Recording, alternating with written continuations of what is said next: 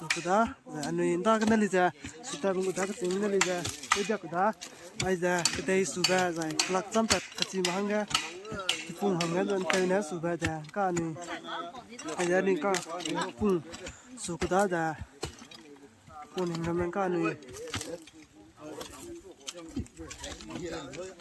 ba ada tingna lija su bong kuda aiza klak sampat kaci ba tua nak sebenarnya saya kedai anak su pembeli dah su mengkan ni ada dari su dah pun sebentar pun nama su aku dah kazang yang kena sudah lah dah.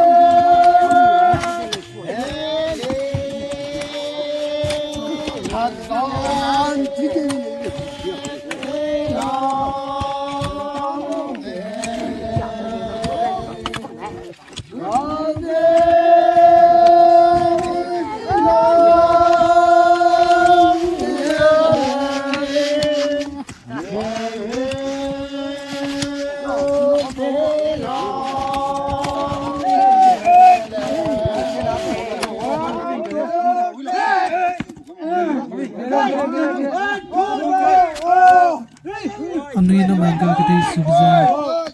kelak tempat kacima kita mana sukuda zainda kacim nali jatuh dia kelak tempat kacim dua na kita nangam karena sulang ujian tewna naza zai hegyut kum jagi katung gyut gum suta bukuda zai karena nak kelak tempat kacima na kita nangam suang kamal tas ujian tewna leroza teza suhakuda kacimna ni itu dia kuda eliza da kacimna ni sudah eliza na kedai subza zai namanya kami kedai subga le tu beram eliza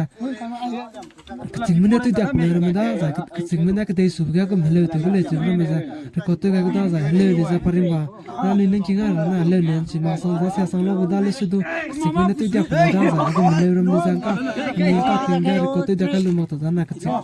wadu kum le ramada cita kuda spozi kena ada pol kum le ramada tu zai kata gada zai le ramada pun simak mau ni le simak sudu kacimna tu dia kuda kacimna le ramada Mazina ni ada rekolete gada zai main ka kedai sugar mazana na intiga na kita sudah makarin le zata tu tatu dalo sudah kacimna na kita tu le roza kita tu maza kita har zai kita har gada ngaza kita tu kita pamtu zata tu gada zai kampu kota tu bisa tu le tu ngaza zam kampu na sebiji gana kacimna na tu jak zaba kuda aku meram le zata jaka zata tu za kita tu ngai mazana kampu lem tu ngara makarin tu kam na gele za tu ngara makas pos gana kedai za ada suha kuda za kita tu ha za kita tu kuda za kacimna le ram ada kedai suble ram za gum le kacimna da za pos gana kacing mura ma bam tinggal le jatuh rum zai rekote ga da ja kacing le rum ma mai ko logu mi mata zai ile na video ga like te lo zai nang ni kam do zai share te lo ga lo zai wang dai video ga hem na da dai kile na ma ka ko ka ai gnan ba ku dule hem na do klum da Tôi đã phải là